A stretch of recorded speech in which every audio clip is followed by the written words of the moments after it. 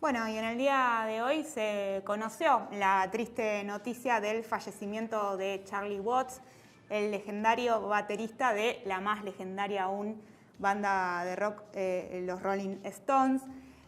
Fue a los 80 años y para hablar un poco de este tema estamos en comunicación con nuestro especialista en música, nuestro compañero Rodri Vega Pinto, también conductor de los noticieros del canal. Rodri, ¿cómo va? Bueno, en primer lugar, te queríamos preguntar cuál fue la particularidad de Watts como músico y dentro de los Stones.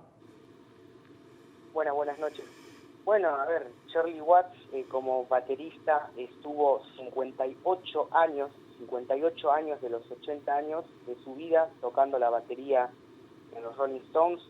Él nació en 1941, un 2 de junio, hace 2 meses cumplió 80 años, y él comenzó con su instrumento cuando tenía 13 años. De adolescente tenía una fuerte inclinación por las disciplinas artísticas, y cuando comenzó con la batería era un gran observador de la música negra norteamericana. O sea, él estando en Londres, donde nació, miraba muy atentamente y escuchaba a los músicos de rhythm and blues, a los músicos de jazz, y entonces eso es lo que forjó su estilo muy sutil y particular. De hecho, es su concepto en la ejecución de su instrumento, es la idea de menos es más.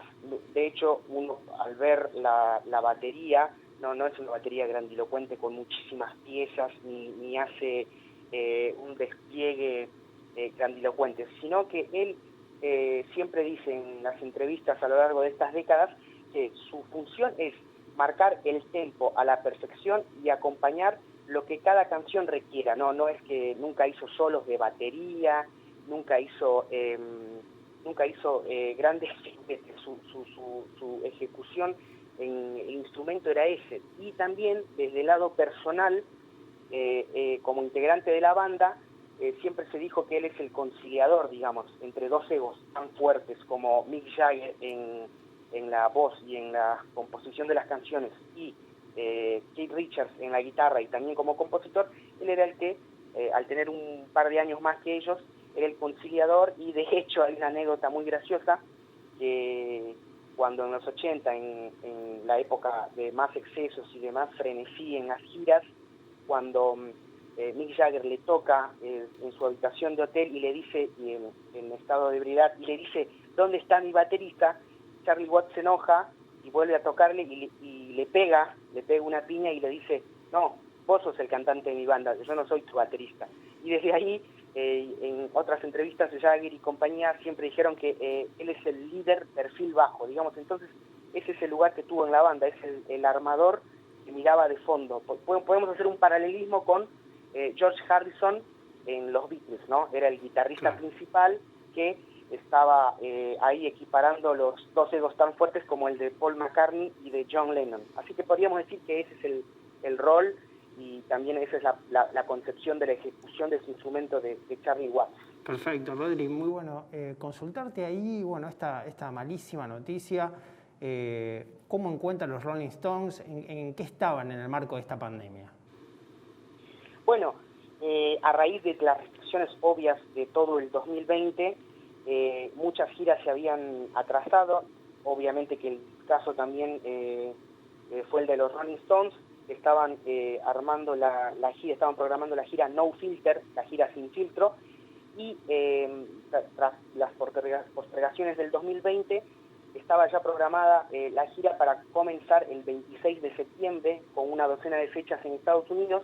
Los Rolling Stones iban a volver a los escenarios, esto generaba muchísima expectativa, pero ya lo que sucedió es que hace muy poquito tiempo el propio Charlie Watts dijo que no iba a formar parte de este regreso a los escenarios, y esto generó, de hecho hoy en el comunicado que salió de parte de familiares y miembros de la banda, decían que no querían hablar mucho al respecto del motivo de la muerte de Watts, porque querían respetar a la familia y demás, pero lo que se sabe es que, bueno, él tuvo un cáncer de garganta en 2004, también había tenido en 2005 un accidente gravísimo en auto en Francia, se recuperó, pero dicen que había tenido un tratamiento recientemente, que había salido bien, pero que necesitaba reposo y no iba a poder formar parte de la gira.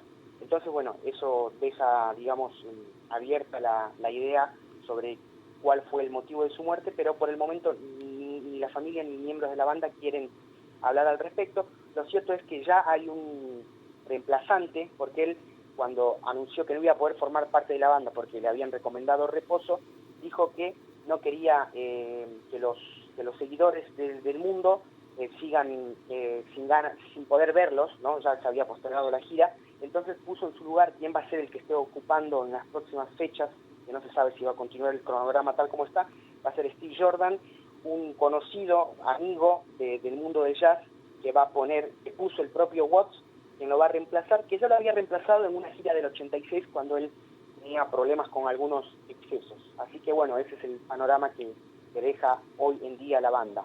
Rodri, una de las cosas que circuló en redes sociales apenas se conoció el fallecimiento de Watts, sobre todo en el ámbito de Argentina, es que se lo recordaba como uno de los más aplaudidos de la banda en cada presentación que hacía en el país. Bueno, si podés detallarnos un poco cuál era el vínculo particular de Charlie Watts con el público argentino, teniendo en cuenta que los Stones tienen digamos, una relación muy cercana con el público argentino. Claro, de por sí la banda es una de las bandas más seguidas aquí en la Argentina, porque llegaron a tener, bueno, adivinen cuántos recitales, 15 recitales en total en sus 4 visitas.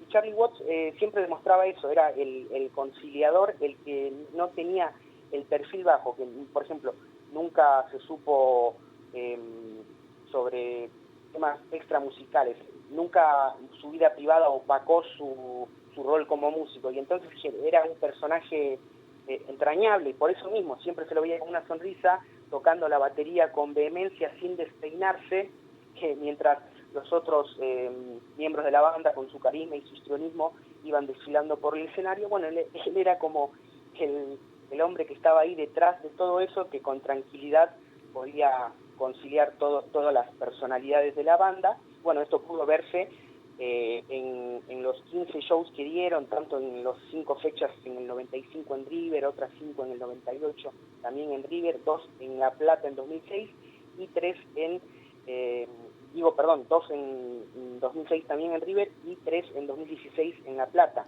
Cerca de 1 millón de personas vieron en sus 15 shows aquí en Argentina a los Rolling Stones, y bueno, es por eso también que el vínculo con el público argentino es tan fuerte. De hecho, en las bandas soportes que abrían los shows eran Ratones Paranoicos en el 95, Papo, y también Viejas Locas en el 98. La movida Stone, como se llamaba acá, el rock chabón en pleno neoliberalismo. De hecho, los Rolling Stones visitaron la Quinta de Olivo y se sacaron una foto con Menem, claro que sí. Generaron toda una corriente de bandas que tomaban el rock and roll como un divertimento, y de hecho se creó una propia versión argentina que no se sabe cómo llegó a formarse así, pero que se dio así. Recordarán la movida rolinga, ¿no? Entonces, bueno, por eso también lo de hoy impactó mucho en el mundo de la música. Rodri, bueno, muchísimas gracias por estar acá en el Noti, por darnos esta información tan interesante, todo lo que los rodea, los Rolling Stones da para mucho. Programa de música para Rodri, estamos aclamando ya. Yo creo que sí. Y nos despedimos con un tema. Nos despedimos con un tema, Sweet Neocon. Rodri, ¿por qué elegiste este tema? Bueno, porque obviamente que no vamos a poner Satisfaction o alguno de tantos otros clásicos que ya han sonado muchísimo. Me parecía que para recordar a Charlie Watts y a los Rolling Stones y mantener la esencia barricada, vamos a poner algunos de los temas más aguerridos de los Stones.